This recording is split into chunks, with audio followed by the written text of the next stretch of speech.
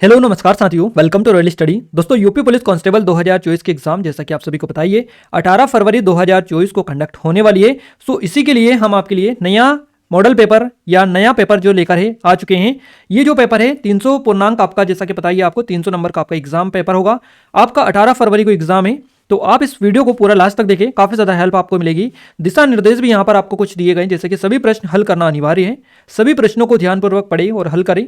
Paper को हल करने के बाद में अपना स्कोर हमें जरूर से बताइए कमेंट बॉक्स में कमेंट करके। तो आइए स्टार्ट करते हैं शानदार वीडियो को। देखिए, सबसे पहले आपको सामान्य हिंदी के क्वेश्चंस मिलेंगे, उसके बाद में जीके के मिलेंगे। इस तरह से आपको एक नंबर बाय नंबर आपको सब्जेक्ट वाइज आपको क्वेश्चंस देखने को मिलेंगे। तो यहाँ पर हमारे सामान्य हिंदी का पहला क्वेश्चन हमारी स्क्रीन पर आ चुका है। क्वेश्चन नंबर फर्स्ट है, किस वर्ष साहित्य अकादमी पुरस्कार नहीं दिया गया? तो साहित्य अकादमी पुरस्कार जो नहीं दिया गया था, ये 1962 में नहीं दिया गया था, सन 1962 में ये नहीं दिया गया था। आपका यहां से ऑप्शन नंबर 20 क्वेश्चन का बिल्कुल करेक्ट आंसर हो जाएगा, ध्यान रखिएगा। इसी तरह अगला क्वेश्चन आप सभी की स्क्रीन पर है। क्वेश्चन नंबर सेकंड है हमारा, निम्नलिखित में से कौन सा विकल्प शब्द और उनके विलोम शब्द की सही जोड़ी नहीं है? क्लियर है? शब्द और उसका विलोम शब्द कौन सा इनमें से नहीं है? तो आप जल्दी से क्लिक करिएगा, आपका जो करेक्ट आंसर है किसके साथ में जाएगा, जल्दी से आप क्लिक कर लीजिएगा। बिल्कुल, राग विराग, समष्टि जवान, व्यस्त बच्चा और उत्तम अधम। तो यहां से जो हमको पूछा है उनके विलोम शब्द की सही जोड़ी नहीं है। यहां से जो आपको व्यस्त और बच्चा दिखाई दे रहा है, ये विलोम शब्द की सही जोड़ी नहीं है। बाकी समष्टि जवान, राग विराग, उत्तम अधम, ये सभी सही है, ये वाला गलत है। सी ऑप्शन क्वेश्चन का करेक्ट आंसर चला जाएगा। अगला क्वेश्चन निकल कर आ रहा है, निम्न में से कौन सा कवि भारतेंदु युगीन नहीं है? इनमें से भारतेंदु युगीन जो कवि नहीं है, ये नहीं है श्रीधर पाठक, ये भारतेंदु युगीन नहीं है। तो इसका आपका ऑप्शन नंबर डी बिल्कुल करेक्ट आंसर हो जाएगा। बाकी बद्री नारायण चौधरी प्रेम घन, ये भारतेंदु युगीन कवि हैं। ठाकुर जगमोहन सिंह ये भी हैं, और पंडित अंबिका दास दत्त व्यास ये भी भारतेंदु युगीन कवि हैं। तो ये तीनों हैं, श्रीधर पाठक नहीं है। तो आपका डी ऑप्शन करेक्ट आंसर रहेगा। अगला क्वेश्चन हमारी स्क्रीन पर है, पयोधी, सिंधु, वारिस किसके पर्यायवाची शब्द हैं?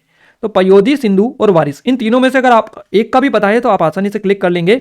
आपका करेक्ट आंसर यहां से समुद्र हो जाएगा। ये सभी जो है समुद्र के पर्यायवाची शब्द है, पयोधी, सिंधु और वारिस। तो ध्यान रखिएगा, यहां तक आपको एक वर्ड मिलता है तो थोड़ा सा डिफिकल्ट होता है क्वेश्चंस, बट यहां पर तीन तीन शब्द आपको दे चुके हैं और आपको किसी एक का तो पता ही है। इनमें से किसी एक का भी पता अगर है आपको तो आप आसानी से क्लिक कर पाएंगे। हमारा बी ऑप्शन समुद्र बिल्कुल करेक्ट आंसर यहां से हो जाएगा। चलिए अगला क्वेश्चन देखते हैं, निम्नलिखित में से या निम्नलिखित वाक्य में आए खाली स्थान के लिए सही जो शब्द है ये आपको चुनना है। अभिषेक डेस घर चला गया। तो यहां पर जो खाली स्थान है, यहां को खाली स्थान की आपको पूर्ति करनी है। अभिषेक किसके, अपने आप, इस और उस, ये चार ऑप्शन आपको मिले हुए हैं। तो यहां से जो करेक्ट आंसर रहेगा वो यहां पर जाएगा ऑप्शन नंबर बी वाला, अपने आप, यानी कि अभिषेक जो है अपने आप घर चला गया। यहां से हमारा बी ऑप्शन बिल्कुल करेक्ट आंसर हो जाएगा। काफी इसी तरह के क्वेश्चंस आपके एग्जाम में पूछे जाते हैं। ये हम आपको हाई लेवल के क्वेश्चंस कवर करवा रहे हैं ताकि एटलीस्ट आपकी जो कांस्टेबल की एग्जाम है उसमें इससे बाहर बिल्कुल भी क्वेश्चन ना जाए। तो आप इन क्वेश्चनों को अच्छे से कवर कर लीजिएगा, क्योंकि एसआई वगैरह काफी एडवांस तरीके के ये क्वेश्चन है और सेम पैटर्न आपकी एग्जाम में भी इसका बनेगा। नेक्स्ट क्वेश्चन है हमारा 6 नंबर का क्वेश्चन है, सन 2019 में व्यास सम्मान किसे प्रदान किया गया? 2019 का जो व्यास सम्मान प्रदान किया गया नासिरा शर्मा को दिया गया। नासिरा शर्मा फर्स्ट ऑप्शन हमारा बिल्कुल सही जवाब हो जाएगा। इसी तरह अगला क्वेश्चन आप सभी की स्क्रीन पर आ चुका है, निम्नलिखित में से कौन सा शब्द तत्सम है? यानी कि जो तत्सम शब्द है ये इनमें से आपको बताना है और आपके ऑप्शन से उज्ज्वल, इकट्ठा, कंवल और उपरोक्त। इनमें से जो उज्ज्वल है ये है तत्सम शब्द, तो हमारा फर्स्ट ऑप्शन करेक्ट आंसर है। बाकी सभी जो है तद्भव शब्द है, इकट्ठा, कंवल, कंवल और उपरोक्त। क्लियर है? इसी तरह अगला क्वेश्चन हमारी स्क्रीन पर आ चुका है, वाक्य में काम करने वाले को क्या कहते हैं? वाक्य में काम करने वाले को कर्ता, करण, कर्म और क्रिया, चार ऑप्शन आपको अलग अलग मिले हैं। इनमें से आपका जो कर्ता है पहला ही वाला, ये बिल्कुल आपका करेक्ट आंसर हो जाएगा, क्योंकि वाक्य में काम करने वाले को कर्ता बोला जाता है। अगला क्वेश्चन है, निम्नलिखित वाक्य में आए खाली स्थान के लिए सही शब्द आपको चुनना है। गिलास रिक्त स्थान तोड़ा या डेस तोड़ा। तो किसने तोड़ा? तुमने तोड़ा, उसने तोड़ा, किसने तोड़ा, इसने तोड़ा। तो ये चार ऑप्शन आपको मिले, तुमने, उसने, किसने और इसने।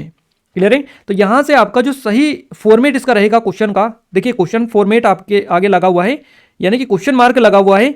तो यहां पर हमको इस क्वेश्चन को, यानी कि इसकी अगर खालिस्तान की पूर्ति करनी है तो इसमें ये क्वेश्चन मार्क मैटर करेगा कि यहां पर क्या वर्ड आएगा। गिलास, गिलास तुमने तोड़ा, तो इसमें तो क्वेश्चन मार्क नहीं आएगा। उसने तोड़ा, इसमें भी नहीं आएगा। इसने तोड़ा, इसमें भी क्वेश्चन मार्क नहीं आता है। क्वेश्चन मार्क एक ही ऑप्शन यहां पर दिखाई दे रहे हो हमें, यहां पर सी वाला किसने।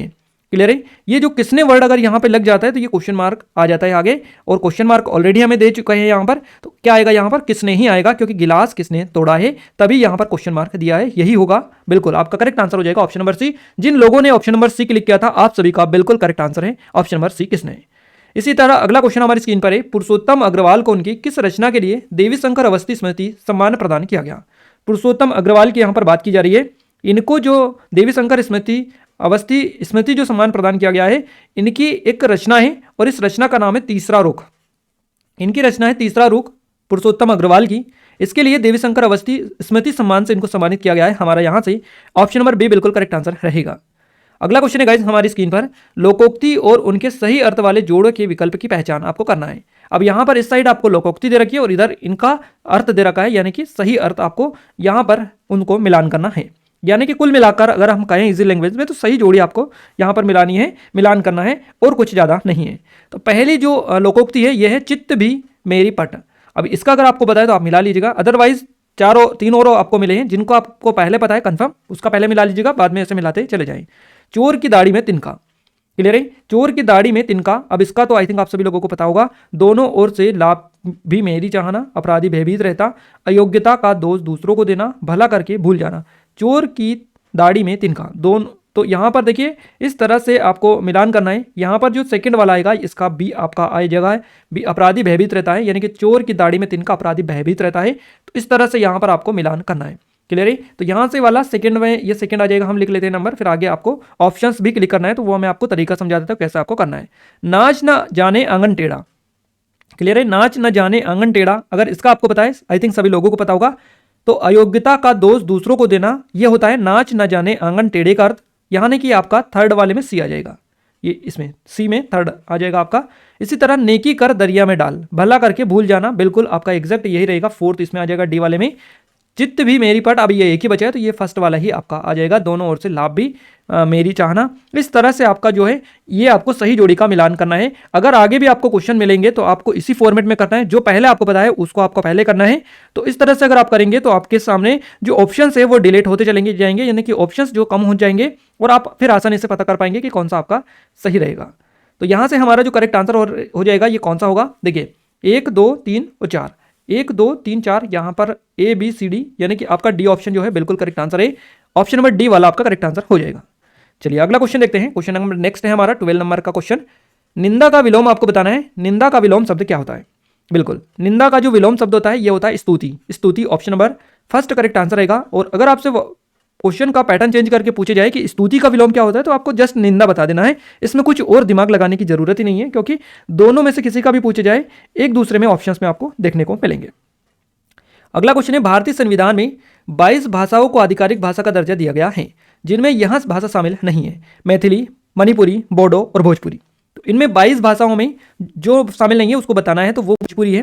भोजपुरी इन 22 भाषाओं में शामिल नहीं है। हमारा डी ऑप्शन इस क्वेश्चन का करेक्ट आंसर हो जाएगा। अगला क्वेश्चन है, जिस पर क्रिया का प्रभाव पड़े उसे क्या कहते हैं? जिस पर क्रिया का जो प्रभाव पड़ता है उसको कर्म बोला जाता है। तो कर्म यहाँ पे हमें सी ऑप्शन में दिखाई दे रहा है, बिल्कुल आपका करेक्ट आंसर हो जाएगा ऑप्शन नंबर सी, कर्म। चलिए अगला क्वेश्चन हमारी स्क्रीन पर आ चुका है। निम्नलिखित वाक्यांश में अपादान कारक प्रयुक्त हुआ है। शाम का घर पेड़ से गिर पड़ा, कुर्सी के नीचे और आरी से काटो। 4 अलग अलग आपको ऑप्शंस मिले हुए हैं। वाक्यांश में अपादान कारक प्रयुक्त हुआ है, वो आपको बताना है कौन से में हुआ है। तो यहां पर जो पेड़ से गिर पड़ा, पेड़ से गिर पड़ा, यहां से आपका बी ऑप्शन बिल्कुल करेक्ट आंसर आपका यहां से हो जाएगा। अगला क्वेश्चन है, निम्नलिखित में से सही वाक्य की पहचान कीजिएगा। सही वाक्य की हमको पहचान करना है यहाँ पर। तो सही वाक्य कौन सा है, पहले हम ऑप्शंस पहले देते हैं, उसके बाद में हम आइडिया लगाएंगे। मैं रविवार के दिन तुम्हारे घर आऊंगा। नेक्स्ट ऑप्शन है, मैं रविवार को तुम्हारे घर आऊंगा। सी ऑप्शन है, मैं रविवार को तुम्हारे घर आऊंगा। डी ऑप्शन है, मैं रविवार दिन को तुम्हारे घर आऊंगा। अब यहाँ पर देखिए कुछ जो ऑप्शंस हैं, कुछ सेंटेंस में एरर आपको देखने को मिल रहा है। तो यहाँ पर सही वाक्य आपसे पूछा है कि सही वाक्य बताइए कौन सा है। तो सही जो वाक्य रहेगा ये रहेगा कि मैं रविवार को तुम्हारे घर आऊंगा, यानी कि बिल्कुल सिंपल और सही वाक्य शुद्ध है। यहाँ से आपका बी ऑप्शन बिल्कुल करेक्ट आंसर हो जाएगा। बाकी सभी में आगे पीछे हैं, तो इस वजह से वो डिलीट हो जाएंगे, कैंसिल हो जाएंगे। चलिए अगला क्वेश्चन देखते हैं। निम्नलिखित में से सही वाक्य की पहचान कीजिएगा। वहां क्या जाने कि मैं कैसे जी रहा हूं। ऑप्शन नंबर बी है, वह कैसे जाने कि क्या मैं जी रहा हूं। ऑप्शन नंबर सी, वहां क्या जाने कि मैं कैसे जी रहा हूं। ऑप्शन नंबर डी है, वे क्या जाने कि मैं कैसे जी रहा हूं। अब यहां से जो सही रहेगा वो फॉर्मेट बिल्कुल आपको बताना है। बिल्कुल सही जो फॉर्मेट है वो ये है कि वहां क्या जाने कि मैं कैसे जी रहा हूं। आपका जो फर्स्ट वाला ऑप्शन है बिल्कुल आपका करेक्ट आंसर हो जाएगा। यहाँ पर कुछ इसी तरह के से क्वेश्चंस आपको देखने को मिलेंगे। साथ साथ आप भी क्लिक करते चलेगा, इससे आपकी भी प्रैक्टिस होगी और आपको भी क्वेश्चंस को अटेम्प्ट करने का आइडिया लगेगा किस तरह से क्वेश्चंस को अटेम्प्ट किया जाता है। तो फर्स्ट ऑप्शन बिल्कुल करेक्ट आंसर हो जाएगा। और लास्ट में आप कमेंट में अपना स्कोर भी बताएगा, कितना स्कोर आपने किया, ताकि आपको भी आइडिया लग पाए कितनी तैयारी है, क्योंकि काफी कम टाइम आपके लिए बचा हुआ है, करीबन 1 महीना के लगभग ही अब बचा हुआ है, ज्यादा टाइम आपको अब नहीं मिला हुआ है। तो ध्यान रखिएगा, काफी अच्छे से आपको सारी चीजें कवर करनी है। चलिए अगला क्वेश्चन है, विरोधी पक्ष का वाक्यांश के लिए एक सार्थक शब्द कौन सा है? विरोधी पक्ष का वाक्यांश के लिए सार्थक शब्द आपको बताना है, इनमें से कौन सा है? तो इनमें से विरोधी पक्ष के लिए जो हो जाएगा, यह हो जाएगा विपक्षी। विपक्षी यहां से हो जाएगा ऑप्शन नंबर बी वाला। पक्षपाती बिल्कुल नहीं होगा, पक्षघाती भी नहीं होगा, द्विपक्षी ये भी नहीं होता है, वो होता है विपक्षी, है ना। विपक्षी जो विरोधी पक्ष का रहता है उसको विपक्षी बोला जाता है। तो यहां से हमारा बी ऑप्शन बिल्कुल करेक्ट आंसर हो जाएगा। चलिए अगला क्वेश्चन है, वधु उत्सव का संधि विच्छेद रूप क्या है? वधु उत्सव का जो संधि विच्छेद होता है यह होता है वधु धन उत्सव, यानी कि आपका जो सी ऑप्शन दिखाई दे रहा है वधु धन उत्सव, आपका करेक्ट आंसर यहां से हो जाएगा। अगला क्वेश्चन है, निम्नलिखित में से कौन सा संधि विच्छेद का एक गलत उदाहरण है? यहां पर 4 अलग अलग संधि विच्छेद दे रखे हैं, जैसे कि महाधन ओज, पोधन अवका और नोधन इक और परोधन उपकार। अब इसमें से आपको जो गलत संधि विच्छेद है वो आपको पहचाना है कि इनमें से चारों में से कौन सा गलत है। बिल्कुल यहां से आपका जो करेक्ट आंसर होगा, देखिए महाधन ओज बिल्कुल करेक्ट है, ये पोधन अका ये भी बिल्कुल करेक्ट है, नोधन इक ये भी बिल्कुल करेक्ट है। यहां पर परोधन उपकार जो देखने को मिल रहा है, देखिए यहां पर परो में भी ये ओ वाला लगा हुआ है और यहां पर उपकार में भी पूरा उपकार ही लिखा हुआ है, यानी कि दोनों में से एक में ही आता है, या तो आगे आ जाता है पीछे आ जाता है किसी भी तरह से। तो यहां से आपका जो करेक्ट आंसर होगा ये डी वाला होगा, ऑप्शन नंबर डी। ये एक गलत है, इस तरह से ये नहीं होता है, तो डी ऑप्शन करेक्ट आंसर रहेगा। आइए अगला क्वेश्चन देखते हैं। अगला क्वेश्चन है गाइस, निम्नलिखित में से कौन सा तत्सम तद्भव जोड़ी का सही विकल्प नहीं है? तत्सम तद्भव जोड़ी का सही विकल्प इनमें से कौन सा नहीं है?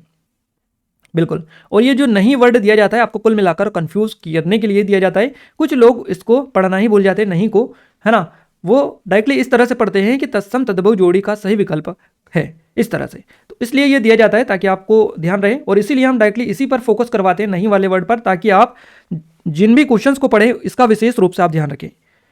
तो यहां से आपका जो करेक्ट आंसर होगा सूत्र सूत, हस्त हाथ, चक्र गोला और ग्राहक ग्राहक। बिल्कुल इस तरह से आपको यहां पर मिला हुआ है। तो यहां से जो नहीं है इनमें से तत्सम तद्भव जोड़ी का सही विकल्प नहीं है, है ना, ये आपको पहचाना है। चक्र गोला आपका जो है बिल्कुल करेक्ट आंसर हो जाएगा, क्योंकि सूत्र का सूत होता है तत्सम तद्भव, हस्त हाथ को बोला जाता है, चक्र गोला नहीं होता, ग्राहक ग्राहक ये सही है। क्लियर है? तो यहां पर चक्र गोला वाला सी ऑप्शन बिल्कुल ये नहीं होता, इसलिए इस क्वेश्चन का सी ऑप्शन करेक्ट आंसर रहेगा। अगला क्वेश्चन है, सुधी मनीषी बुध निम्नलिखित में से किसके पर्यायवाची शब्द हैं? 3 अलग अलग शब्द आपको दिए गए, सुधी, मनीषी और बुध। अगर आपको तीनों में से एक का भी पता है तो आपका आइडिया लगा सकते हैं कि आपका करेक्ट आंसर किसके फेवर में जाएगा। यहां पर 4 अलग अलग ऑप्शंस मिले, पंडित, धनी, पति और गुरु। बिल्कुल जल्दी से बताइएगा आप सभी लोग कमेंट में कमेंट करके कि आपका करेक्ट आंसर किसके साथ में जाएगा।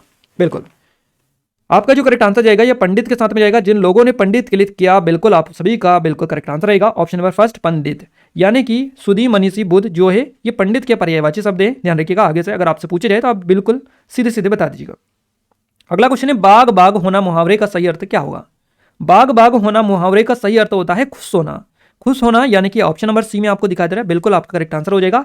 बाग बाग होना यानी कि खुश होना। चलिए अगला क्वेश्चन है, अवधि बोली का अन्य नाम आपको बताना है क्या होता है? अवधि जो बोली है इसका अन्य नाम, अगर आप थोड़ा सा दिमाग लगाएंगे तो आसानी से क्लिक कर पाएंगे। कंसेप्ट वाली बात है और कुछ यहाँ पर नहीं है। देखिए अवधि जो बोली जाती है ये कहाँ पर बोली जाती है? अवध वाला जो क्षेत्र है वहाँ पर अवधि बोली जाती है ना। तो यहीं से आपसे ये पूछा है कि अवधि बोली का अन्य नाम आपको बताना है कि अन्य क्या नाम है। अब यहाँ पर अगर आप चाहें तो ऑप्शंस का भी सहारा ले सकते हैं, जैसे कि ऑप्शन में आपको कौसली मिला है, बनाफर मिला है, बेगानी मिला है और मधेसी मिला है। अब देखिए यहाँ पर जो अवध है इसको और किस नाम से जाना जाता है? तो इसको कौशल राज्य के नाम से भी कहीं ना कहीं जाना जाता है, या प्राचीन में जाना जाता था। तो इस तरह से चीजें हैं। तो यहाँ पर हमें जो दिमाग में डायरेक्टली क्लू होगा ये कौशली होगा, क्योंकि कौशली ऑप्शन में दे रखा है। तो इस तरह से आप भी क्लिक कर सकते हैं। अगर आपको क्वेश्चन नहीं पता है कंफर्म में तो इस तरह से आप आइडिया लगा सकते हैं थोड़ा सा। तो आपका जो करेक्ट आंसर होगा ये बिल्कुल कौशली ही हो जाएगा, क्योंकि अवध जो बोली है इसका अन्य नाम है कौशली। कौशल क्षेत्र में ये बोली जाती है इसलिए कौशली भी इसको कहा जाता है, और अवध जो कौशल है ये दोनों एक ही है। यहां से हमारा फर्स्ट ऑप्शन जो है बिल्कुल आपका करेक्ट आंसर हो जाएगा। चलिए अगला क्वेश्चन है, निम्न उपन्यासों में कौन सा मृदुला गर्ग द्वारा रचित नहीं है? मृदुला गर्ग द्वारा जो रचित उपन्यास नहीं है इनमें से, अब 4 ऑप्शन उपन्यास अलग अलग दे रखे हैं, उसके हिस्से की 2, रुकोगी नहीं राधिका, चित्त कोबरा और मैं। क्लियर है? तो यहाँ से रुकोगी नहीं राधिका, जो आपको बी ऑप्शन दिखाई दे रहा है, ये मृदुला गर्ग द्वारा रचित नहीं है ये उपन्यास। बाकी उसके हिस्से की धूप, चित्त कोबरा, मैं और मैं, ये तीनों जो है मृदुला गर्ग द्वारा रचित उपन्यास है। तो अगर आपसे पूछे जाए आगे से तो इन तीनों को तो आप याद रखिएगा, ये रुकोगी नहीं राधिका इनका नहीं है। आइए नेक्स्ट क्वेश्चन देखते हैं। अगला क्वेश्चन हमारी स्क्रीन पर है, निम्न में से या निम्नलिखित में से किस साहित्यकार को प्रेमचंद की कहानियों का काल क्रमानुसार अध्ययन के लिए व्यास सम्मान प्रदान किया गया? गोपेश्वर सिंह, वीर भारत तलवार, कमल किशोर गोयनका और वीरेंद्र यादव। चार ऑप्शन आपको मिले हुए, जल्दी से आप क्लिक करिएगा, आपका करेक्ट आंसर किसके साथ में जाएगा। बिल्कुल बिल्कुल जल्दी से क्लिक करिएगा। आप सभी का जो करेक्ट आंसर जाएगा कमल किशोर गोयनका के साथ में जाएगा, यानी कि जो लोग सी ऑप्शन क्लिक कर रहे हैं बिल्कुल आप सभी का करेक्ट आंसर यहां से हो जाएगा सी ऑप्शन। बिल्कुल, चलिए अगला क्वेश्चन देखते हैं। अगला क्वेश्चन है, निम्नलिखित में से कौन सा असुर का पर्यायवाची शब्द नहीं है? अब असुर का जो पर्यायवाची शब्द नहीं है वो आपको बताना है। ऑप्शन है निशाचर, दानुज, राक्षस और महाकाय। अब असुर का जो पर्यायवाची होता है ये निशाचर भी होता है, राक्षस भी होता है, ये तो आपको पता ही है। तो इस तरह से आपको थोड़ा सा ध्यान रखना है। और उसके अलावा धनुज जो शब्द है ये भी इसका ही पर्यायवाची होता है असुर का। तो निशाचर हो गया, धनुज हो गए और राक्षस हो गए, तीन तो कैंसिल हो गए, एक ही ऑप्शन बचा है महाकाय वाला, तो यही आपका करेक्ट आंसर हो जाएगा। यानी कि असुर का जो पर्यायवाची शब्द नहीं है ये महाकाय नहीं है, बाकी ये तीनों असुर के पर्यायवाची शब्द है, तो याद भी आप रखते चलिएगा। अगला क्वेश्चन है, निम्नलिखित में तद्भव शब्द कौन सा है? यहाँ पर विकार, दंड, कोकिला और नींद, इनमें आपको तद्भव बताना है। तद्भव कौन सा है? तो नींद जो आपको दिखाई दे रहा है ऑप्शन नंबर डी में, ये बिल्कुल करेक्ट आंसर रहेगा, ये तद्भव शब्द है। बाकी विकार, दंड और कोकिला ये तत्सम शब्द है। चलिए आगे बढ़ते हैं अगले क्वेश्चन की ओर। अगला क्वेश्चन है, इनमें से जो पहले कभी ना हुआ हो को व्यक्त करने वाला कौन सा एक शब्द है? जो पहले कभी ना हुआ हो उसके एक शब्द में कैसे कहेंगे, इस तरह से भी आप इसको बोल सकते हैं। देखिए क्वेश्चन का कुल मिलाकर पैटर्न जो है कुछ भी हो, आपका कंसेप्ट क्लियर रहेगा, आप आसानी से 1 सेकंड लगेगा आपको क्वेश्चन को समझने में। क्लियर है? जो पहले कभी ना हुआ हो उसके लिए आपको एक शब्द बताना है और एक शब्द हो जाएगा अभूतपूर्व। जो कभी पहले कभी नहीं हुआ हो उसको अभूतपूर्व बोला जाता है। फर्स्ट ऑप्शन बिल्कुल करेक्ट आंसर रहेगा। अगला क्वेश्चन है, मार्तंड, अर्क, अंशुमाली निम्नलिखित में से किसके पर्यायवाची शब्द हैं? 3 अलग अलग आपको शब्द दिए गए हैं, मार्तंड, अर्क और अंशुमाली। इन तीनों में से एक का भी पता है, जल्दी से क्लिक करिएगा। बिल्कुल आपका करेक्ट आंसर यहां से सूर्य हो जाएगा। सूर्य, सूर्य के पर्यायवाची है मार्तंड, अर्क और अंशुमाली, तो हमारा सी ऑप्शन बिल्कुल करेक्ट आंसर यहां से हो जाएगा। अगला क्वेश्चन है, मैं भंगी हूं आत्मकथा के लेखक कौन है? मैं भंगी हूं आत्मकथा के जो लेखक है इनका नाम है भगवान दास। ऑप्शन नंबर सी आपका बिल्कुल करेक्ट आंसर हो जाएगा। सी ऑप्शन में भगवान दास जो है इसके लेखक हैं। चलिए अगला क्वेश्चन है, मलबे का मालिक कहानी के कहानीकार कौन है? मलबे के मालिक, इसकी कहानी जो कहानीकार है ये कौन है? राजेंद्र यादव, मोहन राकेश, कमलेश्वर और निर्मल वर्मा। तो मोहन राकेश आपका ऑप्शन नंबर बी जो है ये करेक्ट आंसर हो जाएगा। मलबे का मालिक कहानी के ये कहानीकार हैं। अब गाइस यहाँ से देखिए हिंदी के जो क्वेश्चन है ये कंप्लीट हो चुके हैं। अब हमारे सामने जीके के क्वेश्चंस स्टार्ट हो गए हैं आना। तो यहाँ से हमारे सामने स्क्रीन पर पहला क्वेश्चन है आपका जीके जीएस का, और आप अच्छे से अटेम्प्ट करिएगा क्योंकि काफ़ी अच्छा खासा पेपर है। क्लियर है? सबसे ज़्यादा क्वेश्चन यहीं से आपको एग्जाम में देखने को मिलेंगे, तो आप अच्छे से प्रैक्टिस करिएगा। पहला क्वेश्चन आप सभी की स्क्रीन पर है, वायुदाब लेखी यानी कि बेरोग्राफी का देश द्वारा आविष्कार किया गया था। बेरोग्राफी का जो आविष्कार किया गया था यानी कि वायुदाब लेखी का आविष्कार किसने किया था? इस तरह से सीधा सीधा आपको बताना है। तो आपका जो करेक्ट आंसर हो जाएगा यह हो जाएगा लुसियान विधि के द्वारा इसका आविष्कार किया गया, लुसियान विधि। आपका फर्स्ट ऑप्शन बिल्कुल करेक्ट आंसर रहेगा। अगला क्वेश्चन है, कश्मीर जो समस्या है किन दो देशों के बीच में है? कश्मीर समस्या आप सभी को बताइए भारत और पाकिस्तान के बीच में काफ़ी समय से ये जो समस्या बनी हुई है कश्मीर समस्या। तो यहाँ से हमारा सी ऑप्शन इस क्वेश्चन का करेक्ट आंसर हो जाएगा। अगला क्वेश्चन है, सी एनीमोन्स प्रजाति के अंतर्गत आते हैं। सी एनीमोन्स प्रजाति के अंतर्गत जो आते हैं वो आपको बताना है, एंथ्रोपोडा, निडेरिया, पेरिफोरा और मोलस्का। बिल्कुल 4 ऑप्शन आपको मिले हैं। निडेरिया जो आता है ये आता है सी एनीमोन्स प्रजाति के अंतर्गत। आपका सभी का बी ऑप्शन जिन्होंने भी क्लिक किया बिल्कुल करेक्ट आंसर आपका रहेगा। बिल्कुल अगला क्वेश्चन और ज्यादा इंपॉर्टेंट है। क्वेश्चन है आपका, एलिफेंटा की गुफाएं कहां पर है, किस राज्य में स्थित है, आपको ये बताना है। एलिफेंटा की जो गुफाएं हैं आप सभी लोगों को पता ही है महाराष्ट्र में स्थित है। महाराष्ट्र बेसिकली आपसे स्टेट पूछे हैं तो आप इजीली बता देंगे क्योंकि सभी लोगों को पता है कि महाराष्ट्र में है। तो फर्स्ट ऑप्शन है इस क्वेश्चन का करेक्ट आंसर हो जाएगा। चलिए अगला क्वेश्चन देखते हैं। अगला क्वेश्चन है, डेस का उपयोग करके ऊर्जा की अधिक हानि के बिना लंबी दूरी पर बिजली का संचार किया जा सकता है। अब किसका यूज किया जा सकता है इसके लिए? तो इसके लिए जो एसी का यूज किया जाता है। एसी का उपयोग करके ऊर्जा की अधिक हानि के बिना लंबी दूरी पर बिजली का संचार किया जा सकता है। हमारे यहाँ से बी ऑप्शन बिल्कुल करेक्ट आंसर हो जाएगा। चलिए अगला क्वेश्चन भी काफी ज्यादा इंपॉर्टेंट है, कई बार मल्टीपल एग्जाम में आपका ये क्वेश्चन पूछा जा चुका है। क्वेश्चन है, रोलेट एक्ट यानी कि रोलेट एक्ट किस वर्ष पारित हुआ? बिल्कुल, जल्दी से बताइएगा। रोलेट एक्ट जो पारित हुआ ये हुआ 1919 में, यानी कि 1919 आपका यहाँ से फर्स्ट ऑप्शन बिल्कुल करेक्ट आंसर हो जाएगा। रोलेट एक्ट 1919 में पारित हुआ था। निम्नलिखित में से किसे आम जलकुंभी भी कहा जाता है? आम जलकुंभी के नाम से किसे जाना जाता है या किसे कहा जाता है? एकोरनिया को कहा जाता है आम जलकुंभी। चलिए अगला क्वेश्चन है, रुक्मणी देवी अरुंडेल के साथ जुड़ी हुई हैं। किसके साथ जुड़ी हुई है ये? रुक्मणी देवी अरुंडेल, इनसे ऑलरेडी क्वेश्चन बन चुका है। दिल्ली पुलिस कांस्टेबल में भी हाल ही में आपका क्वेश्चन इनसे बना था, और ये काफी ज्यादा इस तरह के क्वेश्चंस आपके एग्जाम में पूछे जाते हैं, शास्त्रीय नृत्य, लोक नृत्य रिलेटेड। बाकी शास्त्रीय नृत्य से रिलेटेड तो आप अच्छे से कवर कर लीजिएगा। 110% क्वेश्चन बनता है, ऐसी कोई एग्जाम नहीं होती है जहां से आपका क्वेश्चन इनसे नहीं बनेगा। रुक्मणी देवी अरुंडेल की यहां पर बात की जा रही है, कथक, भरतनाट्यम, कुचिपुड़ी और भांगड़ा। बिल्कुल, आप सभी का करेक्ट आंसर भरतनाट्यम हो जाएगा। भरतनाट्यम से इनका संबंध है रुक्मणी देवी अरुंडेल का, तो ऑप्शन नंबर बी बिल्कुल हमारा करेक्ट आंसर चला जाएगा। चलिए अगला क्वेश्चन देखते हैं। अगला क्वेश्चन है आप सभी की स्क्रीन पर गाइस, किस ग्रह को एक बोना ग्रह कहकर भी संबोधित किया जाता है? बोना ग्रह के नाम से किस ग्रह को जाना जाता है?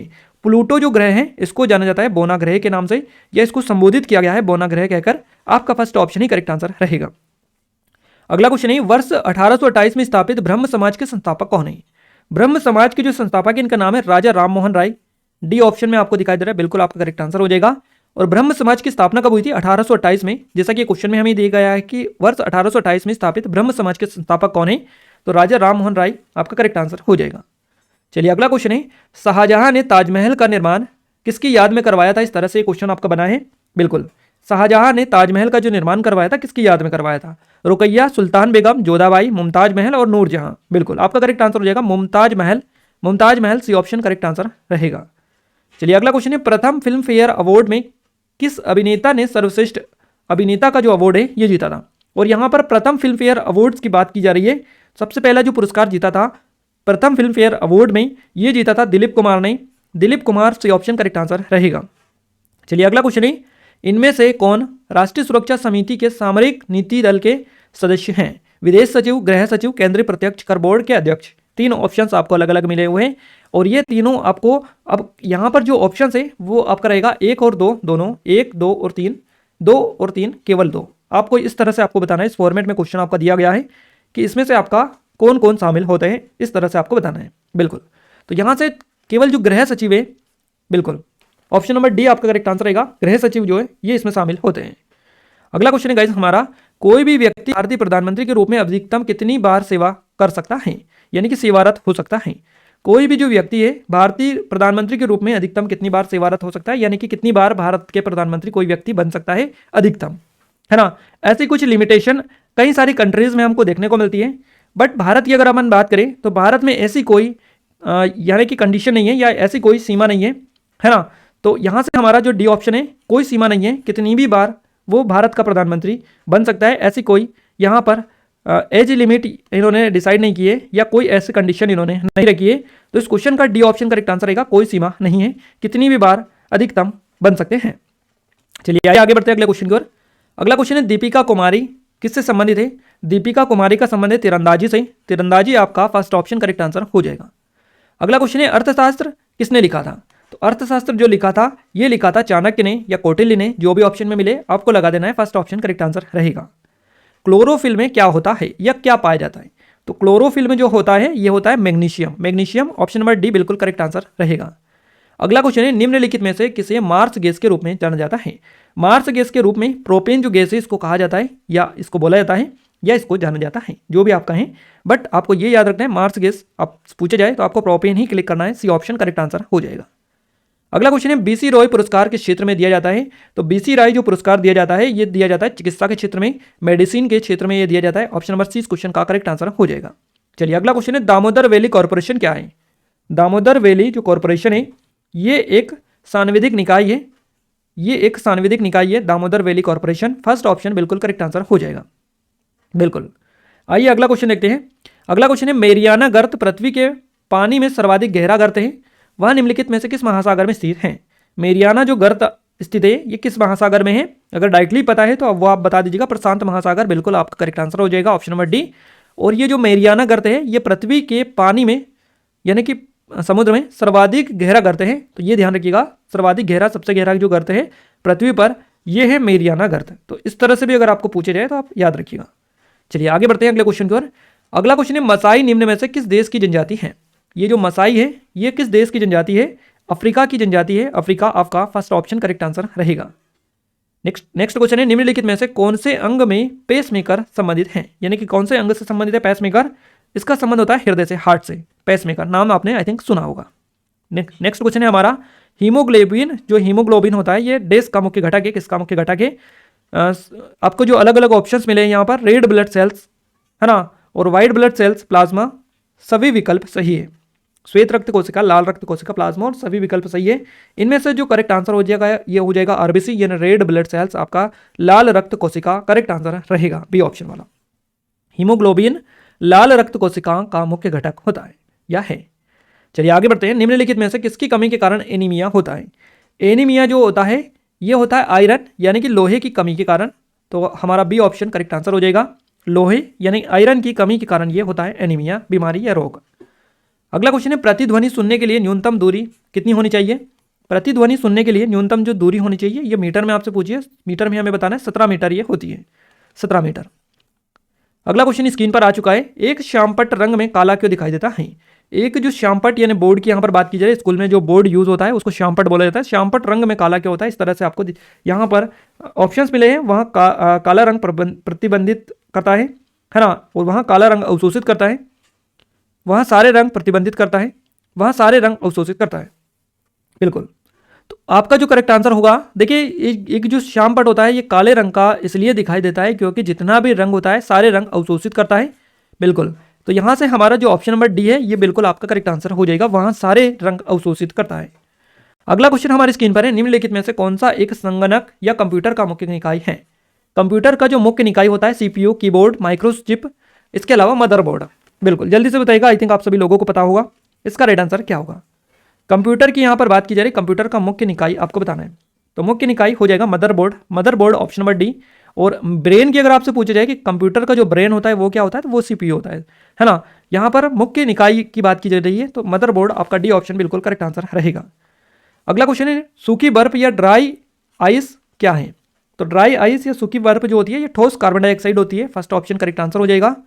नेक्स्ट क्वेश्चन है, निम्नलिखित में से कौन जटिल पौष्टिकता स्तर को दर्शाता है? जटिल पौष्टिकता स्तर को जो दर्शाता है ये पारिस्थितिकी तंत्र ही होता है, सी ऑप्शन बिल्कुल सही जवाब चला जाएगा। देखिए अगला जो क्वेश्चन है काफी ज्यादा इंटरेस्टिंग है, क्वेश्चन है आपका, एक्स किरण की जो खोज है किसने की थी? बिल्कुल जल्दी से बताइएगा, एक्स किरण की खोज किसने की थी? तो ये जो की थी विल्हेम कॉनराड रंटजन ने की थी। तो यहां से आपका जो करेक्ट आंसर हो गया फर्स्ट ऑप्शन के साथ में चला जाएगा।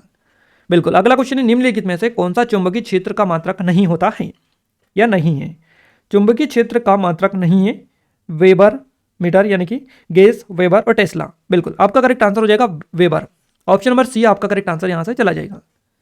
अगला क्वेश्चन काफी ज्यादा इंपॉर्टेंट है, क्वेश्चन है आप सभी की स्क्रीन पर, लावनी लोक नृत्य भारत के किस राज्य से संबंधित है? लावनी जो है ये कहाँ का है? तो ये महाराष्ट्र का है, महाराष्ट्र फर्स्ट ऑप्शन ही करेक्ट आंसर चला जाएगा। चलिए अगला क्वेश्चन है, आजाद बचपन की ओर नामक पुस्तक किस लेखक द्वारा लिखी गई? आजाद बचपन की ओर जो पुस्तक है ये लिखी गई कैलाश सत्यार्थी के द्वारा। कैलाश सत्यार्थी नोबेल पुरस्कार विजेता है, ध्यान रखिएगा। बचपन बचाओ आंदोलन से ये जुड़े हुए हैं, इनका संबंध है मध्य प्रदेश के विदिशा से, तो ध्यान रखिएगा। कैलाश सत्यार्थी को के बारे में 2014 में इनको शांति का नोबेल पुरस्कार भी दिया जा चुका है। बचपन बचाओ जो फाउंडेशन है या बचपन बचाओ आंदोलन है, इसके संस्थापक है कैलाश सत्यार्थी, और आजाद बचपन की ओर नामक जो पुस्तक लिखी है ये इनके द्वारा ही लिखी गई है, तो ध्यान रखिएगा। अगला क्वेश्चन हमारी स्क्रीन पर है, किसी बिंब से प्रकाश किरणें किसी पृष्ठ पर गिरती है तथा पूर्णतः विस्तृत ढंग से परावर्तित हो जाती है। आप इस बिंब के प्रतिबिंब की प्रकृति के बारे में क्या कह सकते हैं? तो इसके बारे में यही कहा जा सकता है कि कोई भी प्रतिबिंब या कोई प्रतिबिंब नहीं यहाँ पर बनेगा, यहाँ से बी ऑप्शन करेक्ट आंसर रहेगा। अगला क्वेश्चन है, सम्राट अशोक किसका उत्तराधिकारी थे? सम्राट अशोक जो उत्तराधिकारी थे ये थे बिंदुसार के, बिंदुसार ऑप्शन नंबर बी बिल्कुल करेक्ट आंसर हो जाएगा। चलिए अगला क्वेश्चन है, किसी वस्तु का अधिकतम भार किस स्थिति में होगा?